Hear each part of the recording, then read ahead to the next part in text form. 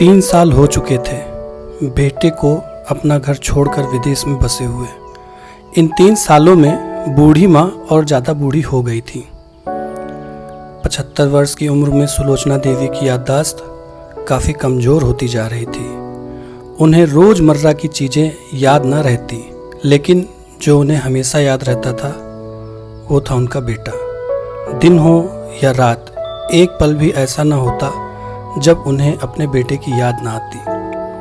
और दूसरी तरफ बेटा था जो साल भर में एक आध बार अपने माँ को फ़ोन कर लिया करता और 1-2 मिनट से ज़्यादा बातें भी ना किया करता। फिर भी यह बूढ़ी माँ टकटकी लगाए अपने बेटे का इंतज़ार करती रही। एक दिन बेटे का विदेश से फ़ोन आया। हेलो हेलो, सुन रही हो ना माँ? अनिल बोल रहा हूँ, तुम्हारा बेटा। कैसी हो माँ? मैं ठीक हूँ बेटा। तुम, बहू और मेरा पोता कैसा है? सब अच्छे हैं माँ। मैं अगले हफ्ते गांव आ रहा हूँ माँ तुम्हें लेने। अब हम सब साथ में लंदन में रहेंगे माँ। तुम्हारी बहू कह रही थी माँ को यहाँ पर ले आओ, बेचारी अकेली वहाँ परेशान होती हैं। तो माँ की बूढ़ी सूखी आंखें आंसुओं से भीग गई। उसके कमज़ोर शरीर के नस नस में खुशी की लहर दौड़ गई। बेटे और बहू का अपने प्रति प्रेम देखकर माँ का मन खुशी से भर आया।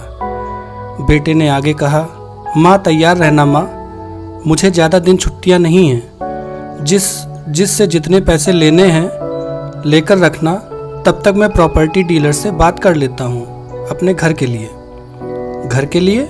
माँ ने पूछा। हाँ माँ, गांव का घर हमें बेच देना पड़ेगा। अब हम साथ में ही रहने वाले हैं, तो वहाँ पर घर रखने का कोई मतलब नहीं है माँ। बुढ़ापे की वजह से ठीक से चलने में अक्षम माँ ने पूरे मोहल्ले में घूम घूम कर अपनी इस खुशखबरी को सबको सुनाया। सभी को खुशी हुई। सबको लगा माँ जी के आखिरी दिन अपने परिवार के साथ खुशी से बीत जाएंगे। घर वापस आकर माँ ने अपने घर के कोने कोने को ऐसा देखा जैसे वह अपने दूसरे बेटे को देख रही हो। देखे भी क्यों ना, उस घर को अपने बेटे से कम थोड़ी समझा था। अपने पति के साथ 40 साल यहीं तो बिताए थे, लेकिन अब मजबूर थी बुढ़ापे के आखिरी साल बेटे और बहू के साथ बिताना चाहती थी। दिल पर पत्थर रखकर घर बेचने के लिए माँ तैयार हो गई। आनन फानन में बेटे ने घर को आधे दामों पर बेच दिया। माँ ने ज़्यादा नहीं, लेकिन जिन चीज़ों से दिल लगा था उन चीज़ों को समेटा और बेटे के साथ टैक्सी में बैठकर एयरपोर्ट के लिए चली गई। एयरपोर्ट पर आकर बेटे ने माँ से कहा, माँ तुम यहाँ बेंच पर बैठो, मैं सामान और बोर्डिंग पास की जांच कराकर आता हूँ। वहाँ वक्त लगता है और खड़ा रहना पड़ता है, तुम्हें तकलीफ होगी। तुम यहीं आराम करो, मैं यूं गया और यूं आया। माँ बेंच पर बैठ गई और बेटा अंदर चला गया। काफ़ी समय हो गया, बेटा वापस नहीं लौटा। माँ सोचने लगी ज़्यादा भीड़ होगी इसीलिए देर लग रही होगी। अंधेरा होने को आया। अब तो लोगों की चहलकदमी भी कम होने लगी। माँ को अब चिंता होने लगी। एक कर्मचारी ने आकर पूछा, किससे मिलना है माँ जी आपको? यहाँ पर क्यों बैठी हैं? डरती हुई आवाज़ में सुलोचना देवी ने बोला,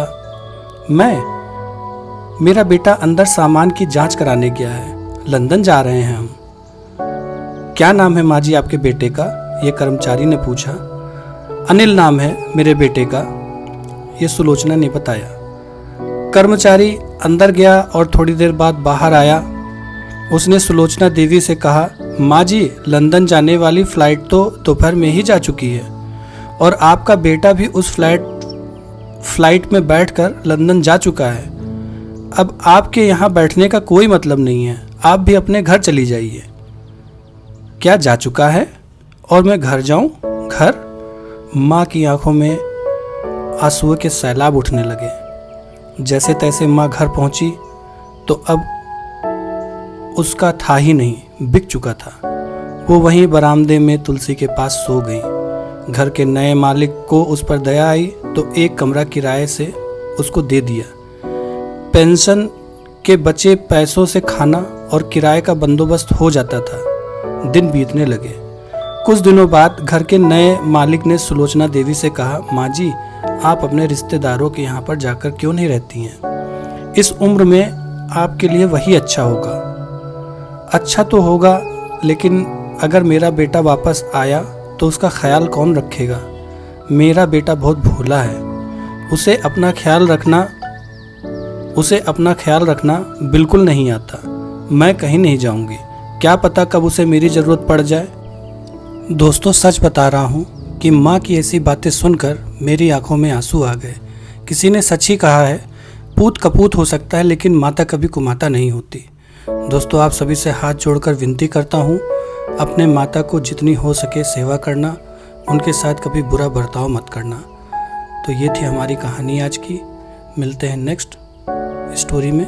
धन्यवाद।